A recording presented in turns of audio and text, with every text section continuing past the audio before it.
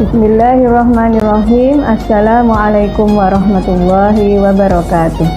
Alhamdulillahirabbil alamin. Allahumma shalli ala sayyidina Muhammad wa ala alihi wa ashabihi ajma'in, amma ba'du.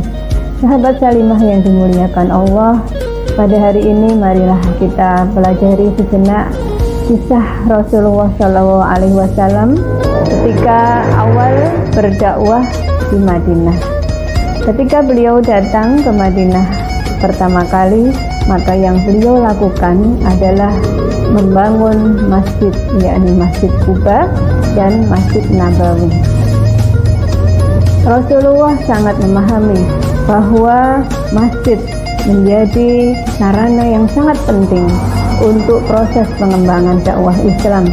Masjid tidak hanya tempat untuk beribadah sholat saja, tetapi masjid juga menjadi sarana untuk mempersatukan umat. Masjid menjadi sarana untuk mengembangkan potensi umat.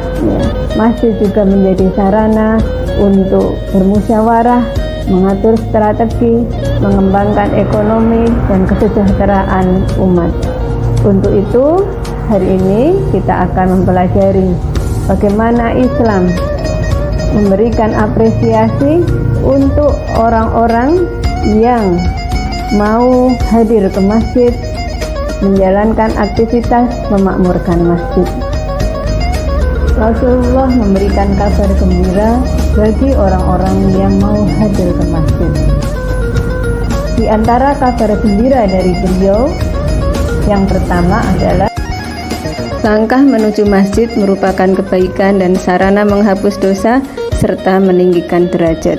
2. Orang yang membangun masjid akan dibangunkan oleh Allah rumah di surga.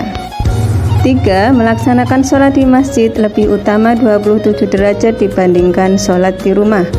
4. Orang yang hatinya terikat di masjid akan mendapatkan naungan Allah di hari kiamat. 5. Berkumpul dalam masjid untuk membaca Al-Quran akan diberikan ketenangan, turunnya rahmat Allah dan dikelilingi malaikat.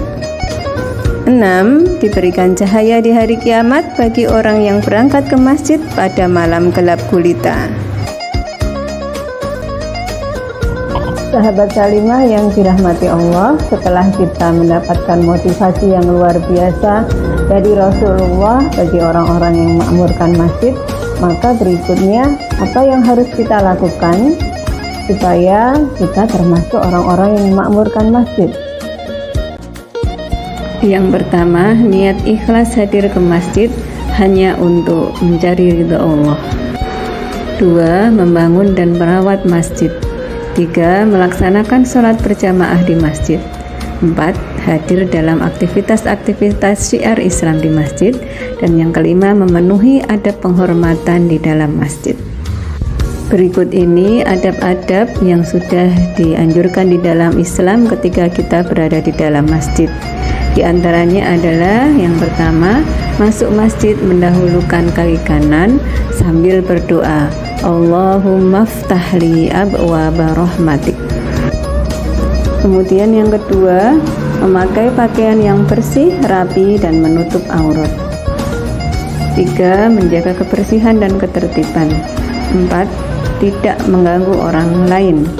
5. Tidak memakan atau memakai sesuatu yang menimbulkan bau tidak sedap. Kemudian yang keenam, merendahkan suara. 7. Mengawali aktivitas di masjid dengan sholat tahiyatul masjid.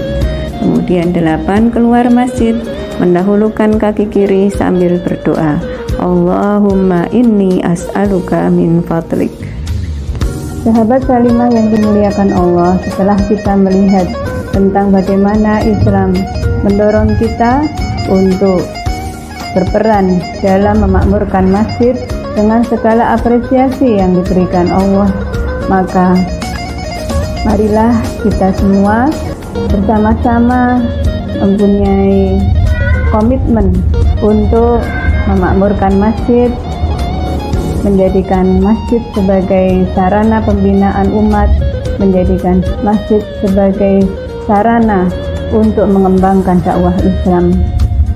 Semoga kita termasuk orang-orang yang diberikan oleh Allah naungan di hari kiamat nanti, di antaranya sebagai hamba yang hati kita senantiasa bertaut dengan masjid. Terima kasih perhatiannya. Billahi taufik wal hidayah. Assalamualaikum warahmatullahi wabarakatuh.